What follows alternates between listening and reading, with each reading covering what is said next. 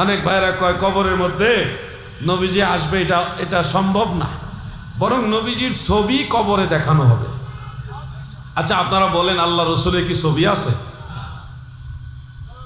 ছবি আছে নাকি? আল্লাহর হাবিব রাহমাতুল্লিল আলামিনের ছবির কথা বললে কথাটা একটু ঘুরায় বলে, না ছবি না, রুমালের মধ্যে দেখানো হবে। তো কবরে কি রুমাল দেওয়া হয়? বলেন, রুমাল দেওয়া হয়? তখন কয় না, রুমাল না, ওই কবর থেকে মদিনা শরীফ পর্যন্ত একটা সুড়ঙ্গ করে দিবে, ওই সুড়ঙ্গের ভিতর দিয়ে মৃত ব্যক্তি কবর থেকে মদিনায় আল্লাহর নবীকে দেখবেন। তখন একটা প্রশ্ন যদি আমরা করি, আমি একজন সাধারণ মানুষ, আপনারা একজন সাধারণ মুসলমান, এই দুনিয়ায় কত মানুষ আছে তাদের দিকে তাকাইলে জাহান্নামের আগুন হারাম হয় না। আমার নবী বলে, ইমানের নজরে আমার একবার দেখলে জাহান্নাম হারাম হবে, কিন্তু জাহান্নামের ক্ষমতাই থাকবে না তোমাকে স্পর্শ করা। আল্লাহর হাবিব গ্যারান্টি দিচ্ছেন। তিরমিজি শরীফের হাদিস, عن جابر بن عبد الله رضي الله تعالى عنه قال سمعت رسول الله صلى الله عليه وسلم يقول لا تمس النار مسلما رآني أو رأى من رآني। হযরত জাবের বলেন, আল্লাহর নবীকে বলতে শুনেছি, আল্লাহর রাসূল বলেছে, উম্মতেরা শুনো, ওই মুসলমানকে জাহান্নামের আগুন স্পর্শ করবে না যেই মুসলমান আমি রাসূলুল্লাহকে একবার হইলো দেখছে। আত-তারগীব ওয়া তারহীবের মধ্যে হাফেজ মুনজিরি রাহমাতুল্লাহ আলাইহি সহিহ মুসলিমের সূত্রে আরেকটা হাদিস উল্লেখ করেন। মুফতি আসাদুজ্জামান সাহেব মাঝে মধ্যে আলোচনাটা করে থাকেন, আমিও শেয়ার করি, যে আল্লাহর রাসূল সাল্লাল্লাহু আলাইহি ওয়াসাল্লাম যখন, নবীজি বলেন, নবীজির উম্মত যখন ফুলসিরাত পার হবে, নিচে আগুন জাহান্নাম, উপরে ফুলসিরাত, এই সময় জাহান্নাম চিৎকার মেরে বলবে, তুমি তাড়াতাড়ি পার হও, তুমি তাড়াতাড়ি পার হয়ে যাও। সে বলবে, কেন? যে তোমার ভিতরে এমন একটা নূর আছে, এটা তাজাল্লি, পাওয়ার এত বেশি, ওইটার তাজাল্লি আমি সহ্য করতে পারছি না। সুবহানাল্লাহ বলেন। কি সে তাজাল্লি? জাহান্নাম বলবে, তোমার ভিতরে ঈমানের নূর, নূরে মুহাম্মাদি আছে, এই নূরে মুহাম্মাদির তাজাল্লি আমি জাহান্নামের আগুন সহ্য করতে পারি না, তুমি তাড়াতাড়ি পার হও। সুবহানাল্লাহ। আগুনে পোড়ায় না, জমেও ধরে না, নবীর পাগল যাহারা তারে, আগুনে পোড়ায় না, জমেও ধরে না, নবীর প্রেমিক যাহারা। থাকে যদি সে গভীর সাগরে, নয়তো থাকুক আগুনে, থাকলে কি হয় তার কিসের ভয়, যদি নবীজির মায়া হয়। আগুনে পোড়ায় না, জমেও ধরে না, নবীর প্রেমিক যাহারা। আল্লাহ যাকে দয়া করবে কিভাবে করবে জানেন? আল্লাহ যদি আপনার উপর সন্তুষ্ট হয়ে যায়, আপনি একবার সুবহানাল্লাহ বললে এটার সওয়াব এই জমিন থেকে আসমান পর্যন্ত গ্যাপটা ফিল আপ করে আপনাকে দিয়া তারপরে জান্নাতে দিবে।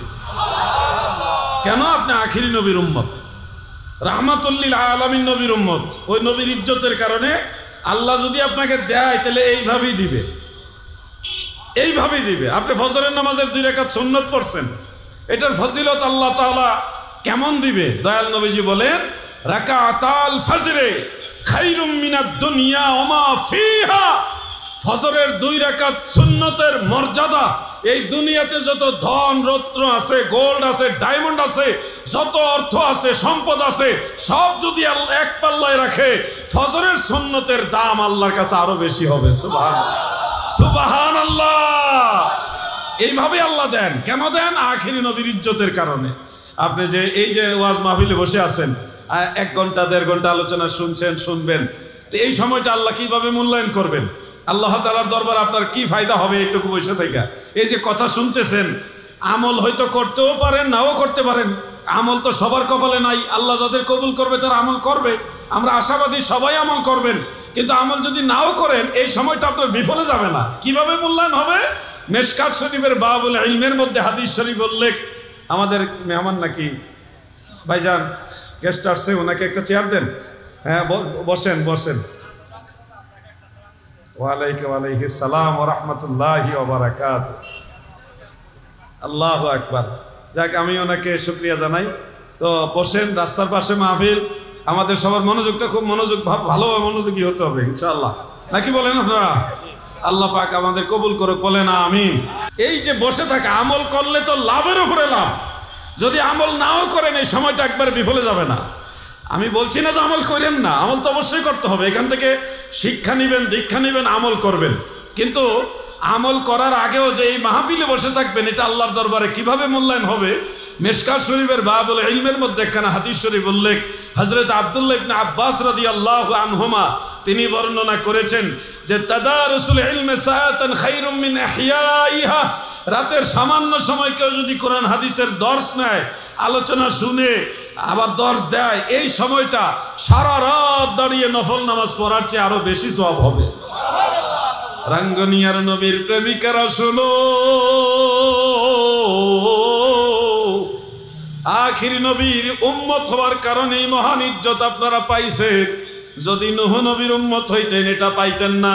দেখেন সেই আদম আলাইহিস সালামের উম্মতেরা, ভাইজান বেয়াদবি নিবেন না, আমি আপনাদের ভাই না, আমি আপনাদের মেহমান।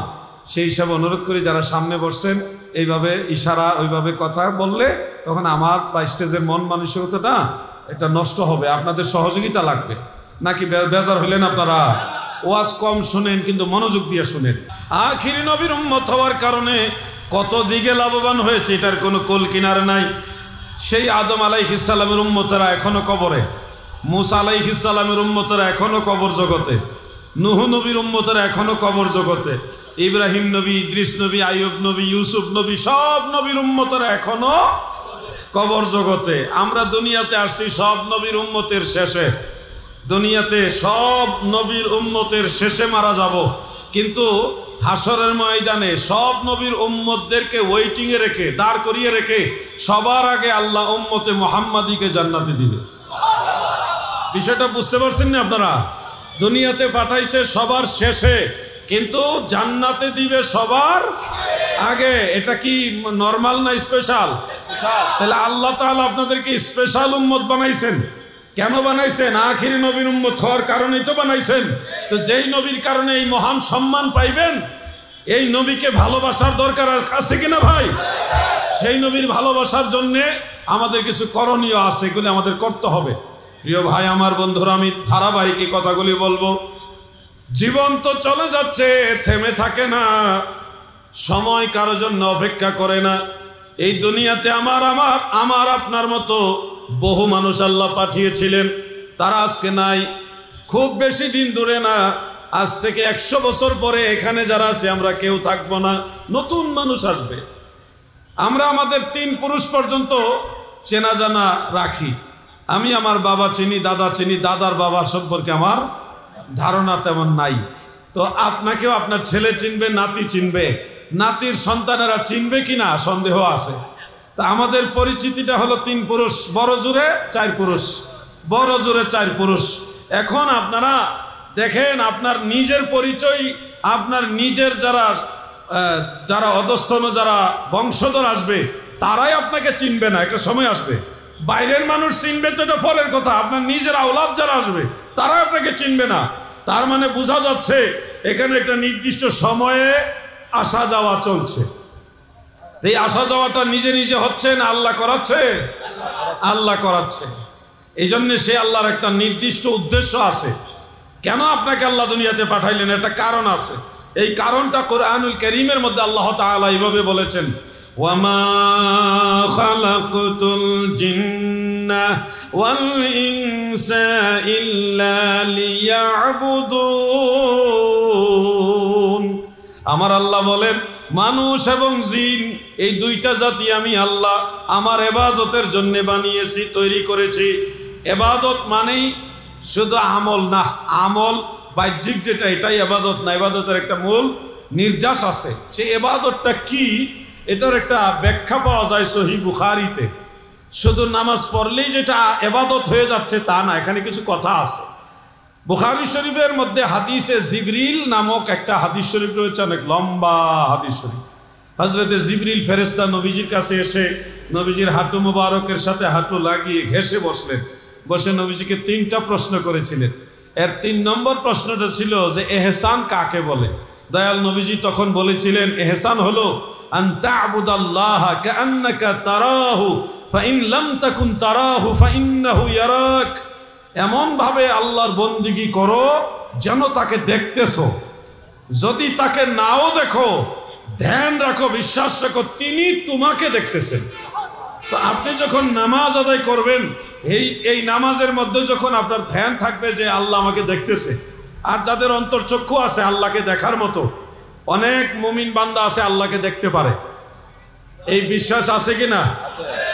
ইমাম আজম আবু হানিফা রহমাতুল্লাহ আলাইহি, ইমাম মালিক, এরকম বড় বড় ইমামরা আল্লাহ তাআলাকে স্বপ্নে যুগে দেখেছেন। আল্লাহকে দেখা যায়, এটা সম্ভব। দুনিয়া থেকে চর্মচক্ষু দ্বারা আল্লাহকে দেখা যাবে না, কিন্তু অন্তর্চক্ষু দ্বারা আল্লাহকে দেখা যায়। আল্লাহকে দেখা যায় তার প্রমাণ বুখারী, মুসলিম, আবু দাউদ, তিরমিজি, নাসাই, মানে প্রায় সব হাদিসের কিতাব একটা হাদিস শরীফ রয়েছে। মুহাদ্দিসিনে কেরাম এটাকে হাদিসে মুতাওয়াতির বলেছে, অকাট্য পর্যায়ের দলিল বলেছে। সেটা হলো দয়াল নবীজি বলেছেন, জান্নাতে যারা যাবেন, যারা আপনারা জান্নাতে যাবেন, জান্নাতে গিয়ে আল্লাহ তাআলাকে দেখবেন।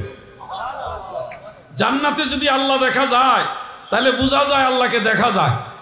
জান্নাতে যেহেতু মুমিন বান্দার আল্লাহকে দেখবে, তাহলে বোঝা যাচ্ছে আল্লাহকে দেখা যায়। এই জন্য অনেক বান্দা আল্লাহকে দেখতে পারে। হয়তো প্রশ্ন জাগতে পারে, হ্যাঁ জিহাদি হুজুর, আল্লাহর নবী মুসা আলাইহিস সালাম আল্লাহকে দেখতে চেয়েছিল, তিনি বলেছিলেন রাব্বি আরিনি, ও আমার রব আমারে দেখা দাও। আমার আল্লাহ নাকচ করে দিয়ে বললেন, না লাং তারানি, তুমি কখনোই আমাকে দেখতে পারবা না। আল্লাহর নবী ও রাসূল হযরতে মুসা কালিমুল্লাহ, যিনি আল্লাহর সাথে এত কথা বললেন, তিনি আল্লাহকে দেখতে পারলেন না। তাহলে ইমাম আবু হানিফা রাহমাতুল্লাহ আলাইহি আল্লাহকে কেমনে দেখলো? দাদুরে আমার, এখানে সূক্ষ্ম একটা পয়েন্ট আছে, মনোযোগ দিয়ে শুনবেন। হযরতে মুসা আলাইহিস সালাম দাবি করেছিলেন, আল্লাহ আমাকে চর্মচক্ষের মাধ্যমে আপনি আমাকে দেখা দেন, আমি চর্মচক্ষু দ্বারা আপনাকে দেখতে চাই। আল্লাহ তাআলা এই জন্য নিষেধ করেছেন, দুনিয়া থেকে কোনো চর্মচক্ষু আল্লাহকে দেখতে পারবে না। এই জন্য অন্য আয়াতে আল্লাহ বলেছেন, লা তুদরিকুল আবসার, কোন চর্মচক্ষুর ক্ষমতা নাই আল্লাহকে দেখা। এই দুনিয়া থেকে কোন চর্মচক্ষু আল্লাহকে দেখতে পারবে না। মুসা নবী দুনিয়া থেকে চর্মচক্ষু দ্বারাই আল্লাহকে দেখতে চাইছে, ফিজিক্যালি দেখতে চাইছে, এই জন্য আল্লাহ নাকচ করেছে। কিন্তু ইমাম আজম আবু হানিফা, ইমাম মালিক, ওনারা আল্লাহকে দেখেছে চর্মচক্ষু দ্বারা নয়, অন্তর্চক্ষু দ্বারা। বলবেন হুজুর আপনারা যে অন্তর্চক্ষুর কথা বলেন, এটা কি কোরআন হাদিসে আসেনি? ভাই আমার, কোরআন হাদিসে তো আসেই, বাস্তবেও তুমি বুঝবে। আমরা যখন ঘুমিয়ে যাই, ঘুমের মধ্যে স্বপ্নের রাজ্যে কত কিছু দেখি না? কত কিছুই তো দেখি। আচ্ছা বলুন, স্বপ্নের ভিতরে দাদার বাড়ি, নানার বাড়ি, ব্যবসা প্রতিষ্ঠান, ক্ষেত খামার, জমি জামা, বন্ধু বান্ধব, কত কিছু দেখলেন। এটা কি এই বাহ্যিক চর্মচক্ষু দ্বারা দেখছেন? কারণ ঘুমের সময় তো এই চোখ নিষ্ক্রিয় থাকে, বন্ধ থাকে, এটা দিয়ে দেখার কোনো প্রশ্নই আসে। তাহলে এই ঘুমের জগতে কি দিয়ে দেখলেন? কোন চোখ দিয়ে দেখলেন? বোঝা যাচ্ছে আমাদের দেহের ভিতরে এমন একটা অদৃশ্য চোখ আছে, যেই চোখ দিয়ে আমরাই দেখতে পাই। তো আমাদের মতো গুনাহগার, নালায়েক, নাচিজ, অধম, একেবারে সাধারণ আমরা যদি একটা চোখ দিয়ে ঘুমের জগতে দেখতে পারি, এরকম এই একটা চোখ আছে যেটা আল্লাহ তাআলা নূর দিয়ে আরো নূরান্বিত করে দেন। সেই নূরানি অন্তর্চক্ষু দ্বারা আল্লাহকেও দেখা যায়। সুবহানাল্লাহ বলে। আমার দাদু ভাইরা, অনেক ভাইরা আছেন অজ্ঞতাবশত বলে আল্লাহর নবী নিজেই আল্লাহকে দেখে নাই। এই ধরনের কথা বলবেন না, এটা গুস্তাখি, নবীজির সাথে বেয়াদবি। আল্লাহর নবী নিজেই বলেছেন আমি আল্লাহকে দেখেছি। এটা সহিহ হাদিসের মধ্যে আছে। বলেন কি হাদিসে আছে? সহিহ হাদিসের মধ্যে আছে। আন ইবনে আব্বাস রাদিয়াল্লাহু তাআলা আনহুমা قال قال رسول الله صلى الله عليه وسلم রাইতু রাব্বি আযজা ওয়া জাল্লা, রাওয়াহু আহমদ, হাযা হাদিসুন সহিহ। হযরত ইবনে আব্বাস বলেন, আল্লাহর হাবিব রাহমাতুল লিল আলামিন নবী বলেন, রাইতু রাব্বি, আমার রবকে আমি রাসূলুল্লাহ দেখেছি। আমার নবীজির কথা সত্য না মিথ্যা? যুবক ভাইরা আপনারা বলেন, নবীজির কথা সত্য না মিথ্যা? আল্লাহ রসুল বলছে, নবীজি নিজে বলেছেন আমি আল্লাহকে দেখেছি, অতএব নবীজি আল্লাহকে দেখেছেন এটাই ঠিক। এই কথা যারা মানবে না তারা বেঠিক, ঠিক কিনা বলেন? কথাগুলো সহজ, আপনি যেই দলই হন আমার নবীর কথা তো মানতে হবে। এটা তো জয়ীফ হাদিস না, সহি হাদিস। নবীজি আল্লাহকে দেখেছেন। কোথায় গিয়ে দেখেছেন? কাবা কাউসাইনি আও আদনা, ওই জায়গায় যেখানে কেউ যাইতে পারে না, যেখানে কোনো ফেরেশতাও যাইতে পারে না। আমার নবীজি সিদরাতুল মুনতাহার কাছেও দেখেছেন। অতএব আপনি যে আয়াতে কারিমা দলিল দিবেন লা তুদরিকুল আবসার রাব্বিয়ারিনি লান তারানি, এই আয়াতে কারিমা কোরআনের বিধান ওইখানের জন্য না, কোরআনের এই বিধান হলো এই দুনিয়ার জন্য। দাদু দুনিয়ার বিধান ওইখানে চলে না, ওইখানে আল্লাহ যেটা চায় ওইটাই চলে। এখানের জন্য একটা ফিক্সড বিধান আছে, ওইখানে কোনো বিধান নাই, সেটা আল্লাহ তাআলা দেখা দিয়েছে ওইখানে। ওইখানে নবীজি দেখেছে। আমাদের অনেক ভাইয়েরা মনে করে ওনারা ইসলামের সঠিক সহি শুদ্ধ আকীদার মধ্যে আছে, কিন্তু নবীজি আল্লাহকে দেখেছেন এটা মানতে রাজি। অনেক ভাইয়েরা কয় কবরের মধ্যে নবীজি আসবে, এটা সম্ভব না, বরং নবীজির ছবি কবরে দেখানো হবে। আচ্ছা আপনারা বলেন আল্লাহ রসুলের কি ছবি আছে? ছবি আছে নাকি? আল্লাহর হাবিব রাহমাতুল্লিল আলামিনের ছবির কথা বললে কথাটা একটু ঘুরায় বলে না, ছবি না, রুমালের মধ্যে দেখানো হবে। তো কবরে কি রুমাল দেওয়া হয়? বলেন রুমাল দেওয়া হয়? তখন কয় না, রুমাল না, ওই কবর থেকে মদিনা শরীফ পর্যন্ত একটা সুড়ঙ্গ করে দিবে, ওই সুড়ঙ্গের ভিতর দিয়ে মৃত ব্যক্তি কবর থেকে মদিনায় আল্লাহর নবীকে দেখবেন। তখন একটা প্রশ্ন যদি আমরা করি, আমি একজন সাধারণ মানুষ, আপনারা একজন সাধারণ মুসলমান, রাঙ্গুনিয়া থানা থেকে আমাদের চোখের কি পাওয়ার দেখেন? আমাদের চোখের পাওয়ার রাঙ্গুনিয়া থানা থেকে কবরের ভিতর দিয়া ওই সুড়ঙ্গের ভিতরে মদিনা শরীফ হাজার হাজার মাইল দূরে আল্লাহর নবীকে আমরা দেখবো। আমাদের চোখের পাওয়ার কত? অথচ নবীজি আল্লাহর নবী আমাদের দেখে, এটা তারা মানে না। আমরা এখান থেকে মদিনা দেখবো এটা প্রমাণ করতেছে, আর আল্লাহর নবী আমাদের দেখেন এটা মানে না। কি বুদ্ধিমান তারা, মারাত্মক জ্ঞানী না? এই ধরনের জ্ঞানী থেকে আল্লাহ আমাদের আশ্রয় দান করুক, বলে না আমিন। খবরদার শানের সালত নিয়ে বেয়াদবি করা যাবে না, নবীজির শান মান বুঝতে হবে। এই জন্য গান গাইছিলাম, ইসলামী সঙ্গীত। নবীজির শানের কথা বলবো রে কারে, নবীজির গুণের কথা বলবো রে কারে, নূরংশ দিবানা জঙ্গলায় ঠিকানা, ঘুরিয়া বেড়ায় নবী ধারে গোধারে, নবীজির শানের কথা বলবো রে কারে। নবী কান্ডারি হইয়া যাবেন তরি বাইয়া, কান্ডারি হইয়া, কান্ডারি হইয়া যাবেন তরি বাইয়া, ইমাম হাসান হুসাইন রবে দুই কিনারে, নবীজির শানের কথা বলবো রে কারে। বলুন না, নবীজির গুণের কথা, নূরংশ দিবানা জঙ্গলায় ঠিকানা, ঘুরিয়া বেড়ায় নবী ধারে গোধারে। এটাও নবীজির বাল্যকালের কথা। নবীজি যখন মা হালেমার বাড়িতে ছিলেন শিশুকালে, বাল্যকালে, ওই ঘটনাটা কবিতার ভাষায় এইভাবে তুলে ধরেছেন। আমি মা হালেমার বাড়িতে গিয়েছি, হয়তো আপনারা অনেকে গিয়েছেন, যেখানে নবীজি বসবাস করেছেন, সহপাঠীদের সাথে বিচরণ করেছেন। ওই জায়গাগুলিতে আমিও গিয়েছি, বিভিন্ন জায়গার ধুলাবালিগুলি আমি এবং মুফতি আসাদ সাহেব আমরা একসাথে গিয়েছিলাম। সেখানে ধুলাবালিগুলি চুমা খেয়ে আসছে, কারণ নবীজিকে চুম্বন করার মতো সুযোগ আমাদের হয়নি। যেই ধুলাবালিগুলি আল্লাহ রসুলের ছোঁয়া পেয়েছে, সেই ধুলাবালিগুলি চুমা খেয়েছে। যেই গাছের নিচে দয়াল নবীজি বিশ্রাম নিতেন, ওই হজরতে হালিমাতু সাদিয়া রাদিয়াল্লাহু তাআলা আনহার বাড়িতে ওই গাছটা এখন কেটে ফেলছে। আহারে, ওইখানে নবীজির সিনা চাক হয়েছিল। জিবরিল ফেরেশতা এসে নবীজির সিনা মোবারক চাক করেছিলেন। অনেকে এখানে একটা ওয়াজ মনে রাখবেন, সিনা চাক নিয়ে অনেক আলেম ভাইরা ভুল ওয়াজ করে থাকেন, শুদ্ধ করে নেবেন, না হলে ঈমান চলে যাওয়ার সম্ভাবনা আছে। ভুল ওয়াজটা হলো এরকম, জিবরিল ফেরেশতা নবীজির কাছে আসলো, এসে নবীজির সিনা মোবারক চিরে ফেললেন, কেটে ফেললেন, ছিঁড়ে ফেললেন। এরপরে নবীজির ভিতরে কিছু কালো কালো ময়লা ছিল, আবর্জনা ছিল, অনেকে ইংলিশে কয় শর্টকামিং ছিল। এই ময়লা আবর্জনাগুলি রসুলের ভিতর থেকে বের করে ফেলে দিয়ে তারপরে নবীজিকে আবার সিনা মোবারক জোড়া লাগাই দিছে। এইভাবে নবীজিকে পবিত্র করা হয়েছে। এইভাবে আমার অনেক ভাইয়েরা, অনেক বক্তারা ওয়াজ করে থাকে। এইভাবে যারা ওয়াজ করেন, আল্লাহর দোহাই লাগে, খবরদার, আগে করছেন তওবা করে নেন, নবীজির কাছে ক্ষমা চান, আল্লাহর কাছে ক্ষমা চান। ওয়াজটা এইভাবে না, ওয়াজ এইভাবে না ভাই। সঠিক ওয়াজটা আপনাকে জানতে হবে। সঠিক ওয়াজ হলো মা হালিমাতু সাদিয়া রাদিয়াল্লাহু তাআলা আনহার বাড়ির পাশেই একটা কুয়া আছে। কুয়া থেকে কয়েক মিনিট লাগে ওই গাছের কাছে যেতে। সেই গাছের গোড়ায় নবীজি বসে আছেন। এমন সময় জিবরিল ফেরেশতা আসলেন। এটা পাহাড়ের পাদদেশে সেই ঘটনাটা। জিবরিল ফেরেশতা এসে নূরের অস্ত্র দিয়ে নবীজির সিনা মুবারক কাটলেন। কেটে নবী করিম সাল্লাল্লাহু আলাইহি ওয়াসাল্লামের সিনা মুবারকের ভিতরে জিবরিল ফেরেশতার হাতে একটা স্বর্ণের থালা ছিল, প্লেট।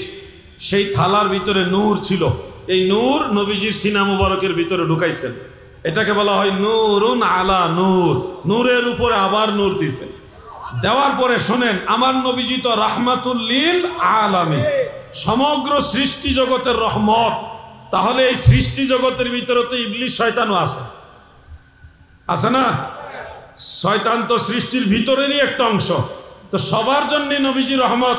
হাসরের ময়দানে শয়তানের জন্যও যদি নবীজির মায়া লাগে যায়, এটা একটা কেমন ঘটনা হয়ে যেতে পারে। এই জন্যে শয়তানের জন্য যে নবীজির ভিতরে রহমতের অংশটা ছিল, বুখারী শরীফের মধ্যে উল্লেখ, ওই অংশটা, যে অংশটা শয়তানের জন্য রহমত ছিল, ওইটা নবীজির ভিতর থেকে বের করে দেওয়া হয়। এইখানে এসে অনেক বক্তারা ভুল ওয়াজ করে কই নবীজির ভিতর থেকে ময়লা বের করে ফেলেছে। নাউজুবিল্লাহ বলেন। ওয়াজ আগে শিখতে হবে, বড় মুহাদ্দিস শাইখুল হাদিসের সোহবতে বসতে হবে, ওয়াজ আগে জানতে হবে। না শিখে ওয়াজ করো, নিজেও বেঈমান হইবা, মানুষকে বেঈমান বানাইবা। আল্লাহর হাবিব নূর, সেই নূরে মুজাসসামের ভিতরে আল্লাহ তাআলা আরো নূর দিয়েছেন। শয়তানের প্রতি যে রহমতটা ছিল ওটা বের করেছেন।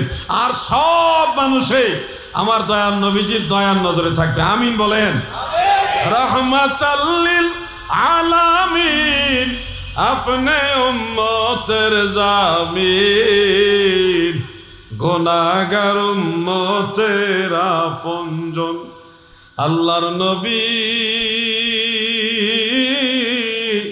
মায়ার নবী গো, আপনি নবী আমার জীবনের জীবন। আমার যুবক ভাইরা, আমি নবীজির শান সম্পর্কে কিছুটা বললাম। বলতে থাকলে ভালোই লাগবে, কিন্তু আমার বিষয়বস্তু আছে। বিষয়বস্তুর মধ্যে প্রথম যে বিষয়টা, সেটা হলো নামাজ। প্রথম বিষয়টা কি? নামাজ। আপনারা জানেন কোরআনুল কারীমের মধ্যে নামাজ সম্পর্কে ৮২টি আয়াত আছে। কয়টি আয়াত?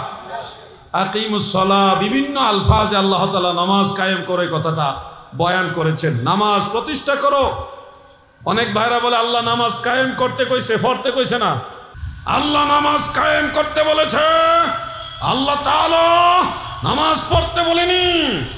কিছু ভণ্ড আছে, আবার ভণ্ড ছাড়া কিছু বেশি হক্কানি আছে, অতিবুঝ। এই দুই গ্রুপে এই কথাটা বলে থাকে বিপদগামীরা। মনে রাখবেন, নামাজের প্রতিষ্ঠার কথাও কোরআনে আছে, নামাজ পড়ার কথাও কোরআনে আছে। আমি দুইটা আয়াত কারিমা বলি, আপনারা একটা সবাই পারেন বলে আমার বিশ্বাস। সেটা সূরা কাউসার। পারেন কিনা? ইন্না আ'তাইনাকাল কাউসার ফাসাল্লি লিরাব্বিকা ওয়ানহার। এই যে দেখেন, পেয়ে গেছেন কিন্তু। ফাসাল্লি লিরাব্বিকা ওয়ানহার, এই যে ফাসাল্লি, নামাজ পড়ুন। আল্লাহ তাআলা বলতেছে নামাজ পড়ুন। এখানে কায়েমের কথা বলেনি, পড়ার কথা বলেছেন। তাহলে নামাজ পড়ার কথা কোরআনে আছে কিনা বলেন না? আছে কিনা? আছে। আরেকটা আয়াত আছে যে কাদ আফলাহা মান তাযাক্কা ওয়া যাকারা ইসমা রাব্বিহি ফাসাল্লা। এটাও ৩০ পারারই একটা আয়াতে কারিমা। কাদ আফলাহা মান তাযাক্কা ওয়া যাকারা ইসমা রাব্বিহি ফাসাল্লা। এই যে সাল্লাহ মানে নামাজ পড়ে, নামাজ আদায় করে, এইখানেও আল্লাহ নামাজ পড়ার কথা বলেছেন, আদায় করার কথা বলছেন। অতএব যে বা যারা বলবে নামাজ কায়েম করার কথা আল্লাহ বলেছে কিন্তু নামাজ পড়ার কথা বলেনি, বুঝতে হবে সে কোরআন পড়ে কিন্তু বুঝে না। কোরআন পড়ে বুঝে নাই। কোরআন আমরা পড়বো বুঝে শুনে পড়বো, না বুঝলে যারা বুঝে তাদের কাছে বুঝে নিব, যাব। ভাই আমার, দুনিয়ার সব কিছু আমি জানবো এমন কোনো কথা নেই। আমাকেও শিখার জন্য আরেকজনের কাছে, একাধিক মানুষের কাছে যেতে হয়েছে। আপনারা যাবেন, লজ্জার কিছু নেই। আল্লাহ বলেছেন ফাসআলু আহলা যিকর ইন কুনতুম লা তা'লামুন, তোমরা যদি কোনো বিষয় না জানো, যারা জানে তাদেরকে জিজ্ঞাসা করো, আল্লাহর আদেশ। এজন্য কোনো দিনও লজ্জাবোধ করবেন না। নামাজ কায়েম করতে হলে নামাজ পড়ার মাধ্যমেই কায়েম করতে হবে। কায়েম আলাদা কোনো সিস্টেমে হয় না। নামাজ না পড়ে কায়েম হয়? নামাজ নিজে পড়তে হবে, নিজের স্ত্রীকে শিক্ষা দিতে হবে, নিজের ছেলে মেয়েকে শিক্ষা দিতে হবে, ভাই বোনকে নামাজি বানাইতে হবে, তখন এটাকে বলা হয় নামাজ কায়েম। সে নামাজ পড়ে আলহামদুলিল্লাহ, নিজের ছেলে মেয়ে বা নিজের স্ত্রী ঠিকমতো পর্দা করে না, নিজের পরিবারের লোকেরা ঠিকমতো নামাজ পড়ে না, উনি নামাজ শিখাইতে গেছে রাজশাহী।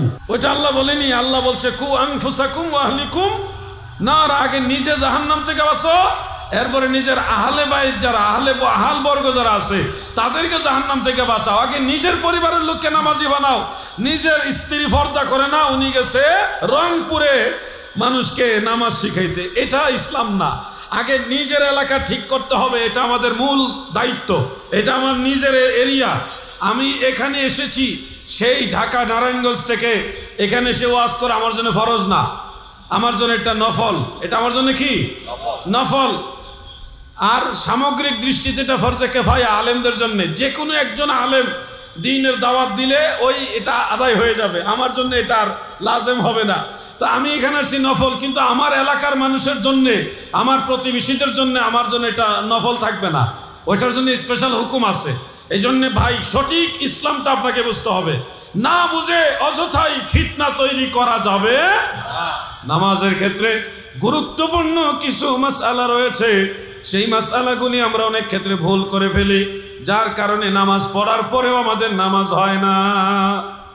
বিশাল নামাজ পড়লাম, হাসরের ময়দানে দেখবো ফলাফল 0 হয়ে গেছে, তাহলে এই নামাজ তো আমার কাজে লাগবে না। কিছু বিষয় খেয়াল রাখবেন। গুরুত্বপূর্ণ 2টা মাসআলা বলবো নামাজের, যেগুলো আমাদের অনেক মুসল্লিদের মিস হয়, ভুল হয়। আমি খেয়াল করি মাঝে মধ্যে অনেক মুসল্লিদের এগুলি ভুল হয়ে যায়। নামাজে যখন আপনারা রুকু সেজদা করবেন, রুকু সেজদার ক্ষেত্রে রুকুতে গেলেন, এই যে রুকুতে গেলেন, সুজা হয়ে দাঁড়ানো হলো ওয়াজিব। এরপরে আপনি সেজদায় যাবেন। এখন ধরেন অনেকে কি করে, এটুকু উঠে আবার সেজদা চলে যায়, উনি সুজা হয় না পরিপূর্ণ। এরকম আছে কিনা ভাই বলেন? আমি অনেক নামাজি দেখছি এরকম তাড়াহুড়া করে। নামাজে তাড়াহুড়া করবেন না, খবরদার। নামাজে যত সময় বেশি দিবেন, অন্যদিকে আপনার পেরেশানি তত কমে যাবে, আল্লাহ কমাই দিবে, এটা আল্লাহর ওয়াদা। এইভাবে সুজা হতে হবে। যদি আপনি আজকে জানার পরেও ভুলটা করেন, এই ওয়াজিব তরক করেন, তাহলে আপনার নামাজ হবে। অনিচ্ছাকৃত ওয়াজিব তরক করলে সেজদায় সাহু দিলে নামাজ হয়ে যায়, কিন্তু ইচ্ছাকৃত যদি ওয়াজিব তরক হয়, সেজদায় সাহু দিলেও নামাজ হয় না। এটা মনে থাকবো তো আমি কি বলছি, বুঝতে পারছেন? আমাকে একজন বলেন তো কি বলছি, যে কোনো একজন বলেন না কি বলছি।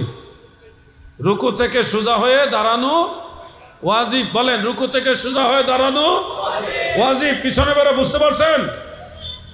আওয়াজ দেন, বুঝতে পারছেন? আচ্ছা, আলহামদুলিল্লাহ। আমি দ্বিতীয় যে মাসআলাটা বলবো, এটা সেজদার ক্ষেত্রে, কিন্তু এটা প্রথম মাসআলার অংশ হিসেবে বলি। সেজদার ক্ষেত্রে একজন সেজদা দিয়েছে, দিয়ে এইভাবে সোজা হয়ে বসা হলো ওয়াজিব। এখন অনেক মুসল্লিরা প্রথম সেজদা থেকে পুরোপুরি সোজা না হয়ে আবার দ্বিতীয় সেজদা দিয়ে দেয়। এরকম মুসল্লি আমি দেখেছি, আছে, আপনাদের এলাকায়ও থাকতে পারে। খুব মনোযোগ, তাড়াহুড়া করে আপনি ভাবতেছেন নামাজটা আদায় করে নিলে বাইসে গেলেন, কিন্তু আপনার পরিশ্রমটাই পাও।